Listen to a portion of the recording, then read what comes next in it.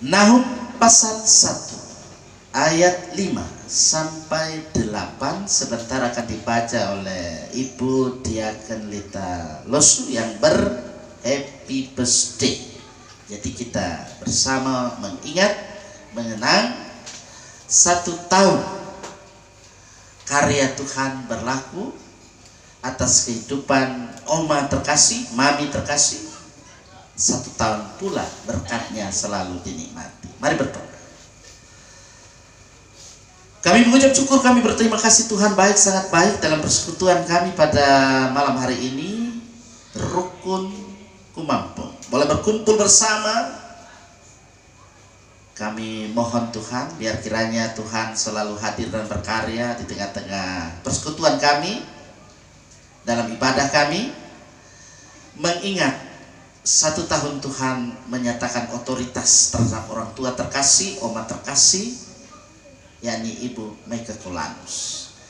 Dan 52 tahun Tuhan sudah tambahkan usia, sehingga dengan usia 52 tahun terbilang syukur dinyatakan kepada. Karena itu kami dasarkan firman Tuhan, Roh Kudus menerangi hati dan pikiran kami, supaya firman Tuhan ketika dibacakan sebentar oleh Ibu Diaken Lita Losu, kami boleh memahami, kami boleh mengerti, untuk kami aplikasikan dalam kehidupan setiap hari. Amin.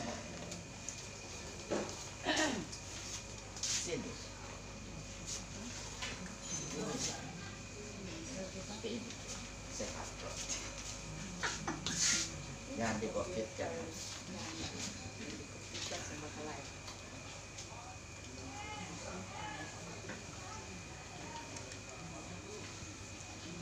Nahum pasal 1 ayat 5 sampai yang ke-8 begini dikatakan, gunung-gunung gemetar terhadap dia dan bukit-bukit mencair.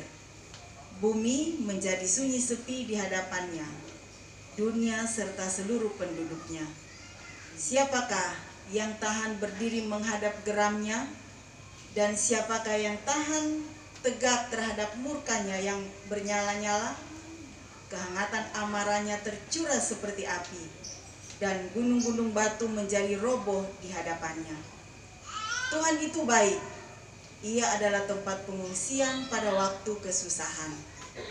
Ia mengenal orang-orang yang berlindung kepadanya, dan menyeberangkan mereka pada waktu banjir. Ia menghabisi sama sekali orang-orang yang bangkit melawan dia, dan musuhnya dihalaunya ke dalam gelap. Demikian firman Tuhan. Terima kasih rekan kerja Ibu Diaken Lita Losu yang ber-happy birthday. Happy birthday. Janji Tuhan dalam sabdanya pasti digenapi. Umur panjang ada di tangan kanannya, di tangan kirinya ada kekayaan dan kehormatan. Jalannya adalah jalan menuju kebahagiaan, damai sejahtera. Demikian Amsal pasal 3 ayat 16-17 pasti sudah di kepala, ya. Dan tinggal kita menerima penggenapan janji Allah. Saya percaya Rukun Kumampung saat ini sudah tahu ada peristiwa lagi terjadi. Bencana alam menimpa lagi daerah Sulawesi Tengah yang ada di Kabupaten Donggala, Kabupaten Parigi Motong. Saya masih teringat Donggala dari dulu karena sampai sana Donggala, ya. Kabupaten Parigi Motong, tepatnya di Desa Torue, Kecamatan Torue. Bahkan itu ada beberapa desa yang dilanda juga oleh bencana banjir, yakni Tolai, bahkan juga sampai Balinggi. Ya, memang di dunia ini tidak ada yang dapat diandalkan. Jadi jangan sombong dengan kekayaan. Punya emas yang banyak melimpah, punya doi yang banyak luar biasanya, atau punya hotel berapa bintang 5 dan seterusnya dan seterusnya. Semuanya pasti ada waktunya. Tuhan sebenarnya menyayangi itu fenomena alam, itu khotbah yang dipakai juga untuk mengingatkan manusia, betul? Rupanya kalau khotbah-khotbah yang disampaikan nyanda didengar atau dengar dengar masuk telinga kanan, keluar telinga kiri. Nah, sehingga fenomena alam menjadi khotbah hidup itu. Sehingga perlu kita harus lebih mendekatkan diri kepada Yang Maha Kuasa, Sang Khalik, Sang Pencipta. Seperti itu. Mari kita lihat apa kata kitab suci. Kalau dari kitab suci yang kita dengar tadi dibaca oleh sahabat saya, saudari yang adalah rekan kerja Ibu Diaken, ya, itu kalau dari nama yang disebut Nahum. Ada yang tahu apa itu Nahum? Nahum itu berarti penghiburan atau berbelas kasihan atau mengasihani, itu Nahum. Nah, itu dalam situasi-situasi ada kedukaan pasti perlu penghiburan. Juga perlu diberikan bagaimana kita punya solidaritas ketika ada bencana alam. Nah, ini di lampu-lampu merah sudah mulai tentu upaya untuk itu. Dan kita juga pasti akan melaksanakan itu sebagai orang beriman, supaya kita berpartisipasi, berperan aktif di dalamnya, walaupun kita tidak ke sana. Jadi melalui yang pasti akan nanti ada juga persembahan khusus untuk saudara-saudara kita yang mengalami bencana, karena kita juga tinggal tunggu giliran. Jangan nanti kira kita aman-aman kok di sini. Yang pikir aman besok-besok, mudah-mudahan jangan ya. Kita selalu berdoa, kita tidak pernah memaksa Tuhan. Jangan kiranya terjadi di tempat kami Tuhan. Nah, itu asal kita mendengar firman-Nya. Mari kita lihat di sini. Nahum berarti penghiburan atau berbelas kasihan atau mengasihi. Kalau kita perhatikan di sini, ya, dari perikop yang ada, Nabi Nahum dia menyampaikan tentang kemahakuasaan Tuhan atau kekuasaan Tuhan yang tentunya tak terbatas. Bisa dipahami itu kalau saya katakan tak terbatas. Berarti kekuasaannya luar biasa itu. Tidak ada batasnya. Allah, ya, yang diimani adalah Tuhan, ya, yang dalam kehidupan ini dia berkuasa, dia berdaulat, dan tidak akan dia membiarkan umatnya mengalami apa yang disebut penderitaan. Ingat, Tuhan tidak pernah bikin kita menderita, tetapi biasanya kita, oh Tuhan, kenapa saya harus menderita? Kenapa Tuhan ditanya? Pikir-pikir dulu kalau apa. Jangan-jangan karena ulah sendiri. Ayat pasti Tuhan bilang, ngalah salah sendiri, mau bertanya apa kita? Nah, itu. Mari kita lihat di sini bahwa Tuhan ia selalu mau menyatakan bagaimana kekuasaannya, otonominya dalam kehidupan segenap ciptaan yang ada.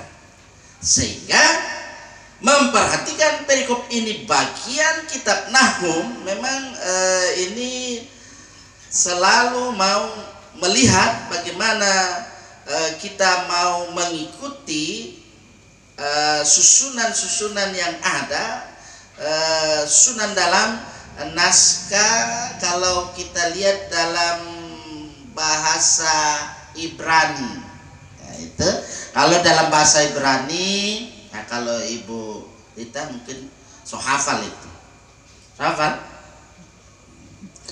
Ada mulai dengan Alef, Bet, ya, Gimel, He, ya. Kemudian sampai dengan bagaimana dia sampai dengan K. Itu huruf-huruf bahasa bahasa di sana itu bahasa ini. Kalau di sini nanti dikasihkan itu bahasa itu, nggak dapat baca pendeta. Itu. Sedangkan bahasa Indonesia saja biasa salah baca. Jangan. Makanya harus baca dengan baik, dengan benar, sesuai tanda baca, sesuai intonasi. Jangan baca seperti radar sultan. Apa dibaca? Tahu le? Kalau baca radar sultan, tahu. Di Torwe terjadi banjir bandang. Juga daerah-daerah sana yang lainnya, Balingi kena, Tolai kena, korban ada 4, ditambah lagi yang belum dijumpai. Itu cepat sekali. Tapi kalau Alkitab kita harus baca, bukan seperti juga baca seperti Pancasila. Pancasila lama lagi, itu terlalu lama. Ya karena itu, mari kita senantiasa mau hidup sesuai dengan tuntunan kitab suci kita. Persekutuan rukun yang selalu hidup rukun, hidup damai, betul? Halo? Betul? Iya, jangan nanti bertengkar ya, jangan cuma namanya rukun ya. Nabi Nahum di sini dia menggambarkan Tuhan yang ada itu adalah dia juga cemburu juga, ya. Dia cemburu dan dia juga memberikan balasan.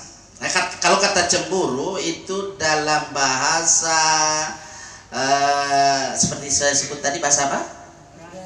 Bahasa Ibrani itu disebut dengan kano, shano, ki dia, ki, kiono. Itu coba ulang, kiono. Nah itu, baru bilang satu kata saja susah saya mati. Apalagi mau Alkitab nak diterjemahkan, gitu? Puji Tuhan ada lembaga Alkitab Indonesia menerjemahkan. Nah, kita lihat di sini bahwa dengan bahasa yang ada di sini yang saya sebut tadi mau menunjukkan bahwa Tuhan senantiasa mau menyatakan bagaimana kasihnya yang adil itu. Kasihnya yang adil.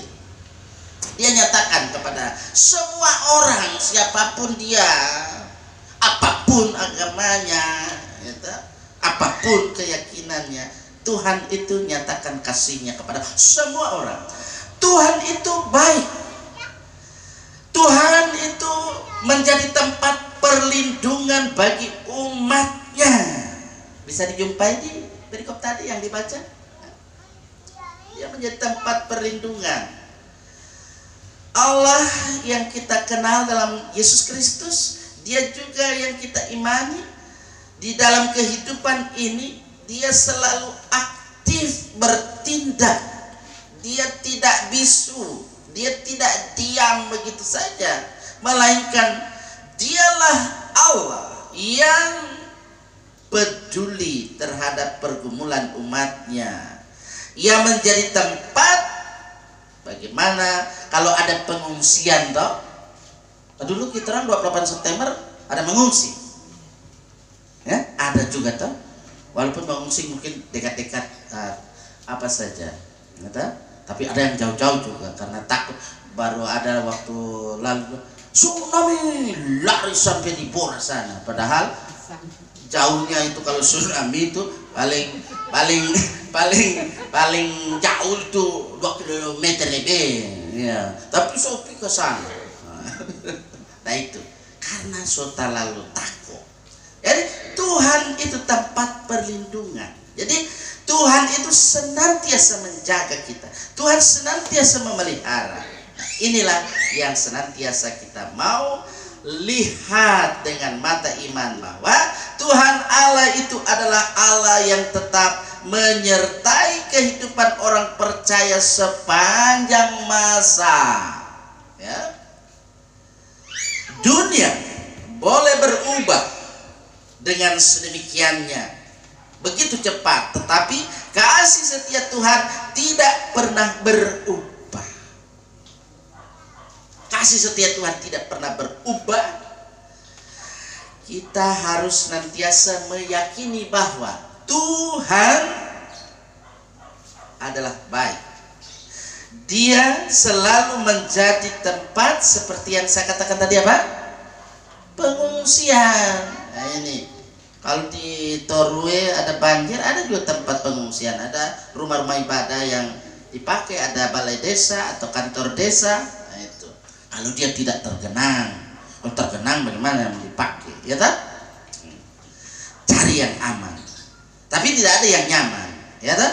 Nah, oleh karena itulah Nahum, ya, dia sesuai namanya tadi apa? Penghibur. Ya, kemudian yang memberi pengasihan. Kita perhatikan bahwa Tuhan selalu mau hidup berdampingan supaya manusia juga selalu hidup bagaimana dalam kehidupan yang rukun, kehidupan yang damai. Tuhan yang kita imani adalah Tuhan yang sabar. Sudahkah kita juga sabar? Nah itu, jawab sendiri. Betul? Nah, saya tidak bilang nanti, oh ibu apa jawab dulu, so sabar. Enggak, jawab sendiri. Kalau belum ya harus sabar. Baik, kita belajar di sini. Tuhan memberikan kita waktu ketika dalam hidup ini kita masih berbuat yang tidak benar di hadapannya, sehingga alam tidak berfenomena, ya, alam tidak berkhotbah dengan begitu apanya itu, ya, bisa menenggelamkan itu kalau likuifaksi, ya, dan lain sebagainya. Saya tidak perlu cerita itu. Ibu-ibu so lebih tahu, so lebih berpengalaman, apalagi bapak-bapak yang ada, ya tak? Lebih berpengalaman. Karena kita sudah lulus tanggal 28 apa itu? September yang lalu. So lulus, saudara. Tapi mudah-mudahan jangan dapat ujian lain. Tapi kalau dapat ujian tetap kuat, ya tak? Pasti Tuhan tolong. Karena itulah mengingat pekerjaan yang luar biasa, karya Tuhan, otonomi Allah yang ia nyatakan. 1 tahun yang lalu di tengah-tengah keluarga besar, keluarga Bahar Kolanus, ya, Tuhan sudah menyatakan karyanya, kasihnya buat ibunda terkasih, Ibu Meke Kolanus. Biasa kalau saya datang, beliau suka cakap-cakap dengan saya karena rupanya aku masuk cerita, ya. Karena almarhum juga pernah ditomohon, ya toh? Jadi mengenang itu, sehingga kalau saya datang selalu di puncak bukit Kurangan. Siapa yang orang tomohon sini? Nah itu, ku duduk sendirian. Nah itu, jadi memang lagu itu sangat berkesan buat almarhum, dan saya juga bilang aduh terkenang dulu seperti itu. Apalagi ini Ibu Diaken juga di sana kan, di Bukit Inspiration. Nah itu, Inspiration. Ya, usia 52 tahun. Soalnya enggak muda atau so tua ini?